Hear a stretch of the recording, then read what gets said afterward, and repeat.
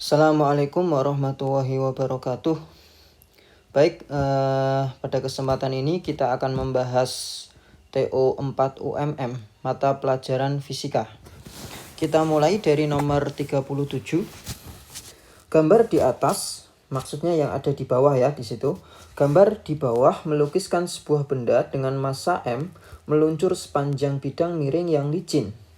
Apabila percepatan gravitasinya itu adalah G, maka gaya penggerak yang mempengaruhi besarnya percepatan benda adalah dari soal nomor 37 ini ditanyakan ya, gaya penggerak yang menyebabkan benda tersebut mengalami percepatan itu gaya penggeraknya apa? Ya. Nah, untuk menjawab itu saya akan coba gambarkan ulang gambar yang ada di soal nomor 37 ini.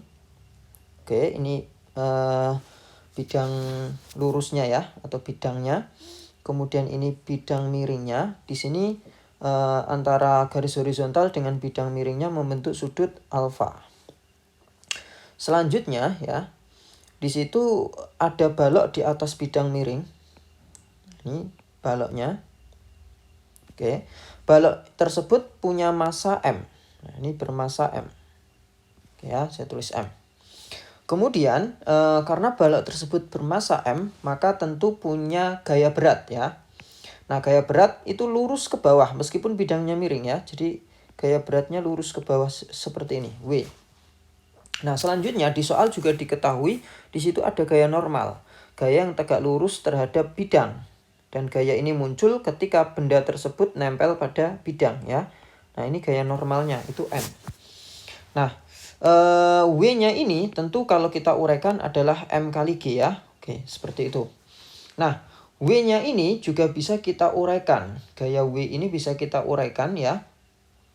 Nah, penguraiannya di sini kalau saya gambarkan, maka ada yang sejajar dengan bidang miring, jadi ke sini nih gayanya ya. Dan ada juga yang tegak lurus terhadap bidang ke bawah atau melawan gaya normal.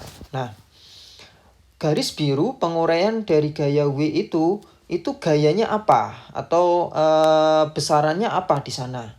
Nah, untuk tahu kita lihat di garis miring atau bidang miring terhadap garis horizontal itu punya sudut alfa. Dan sudut alfa kalau saya buat kesebangunan itu sama saja kayak sudutnya di sini, ya.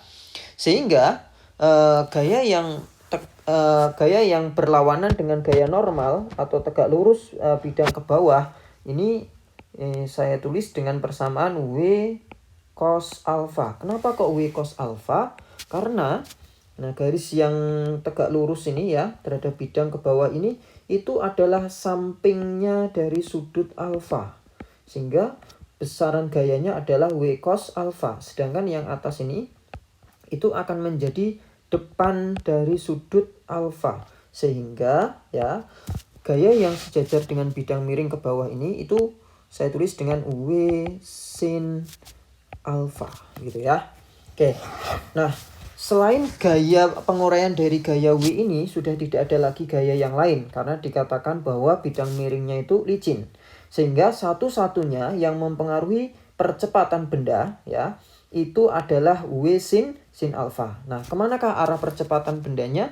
Tentunya searah dengan gaya tariknya ya. Nah, inilah percepatan bendanya.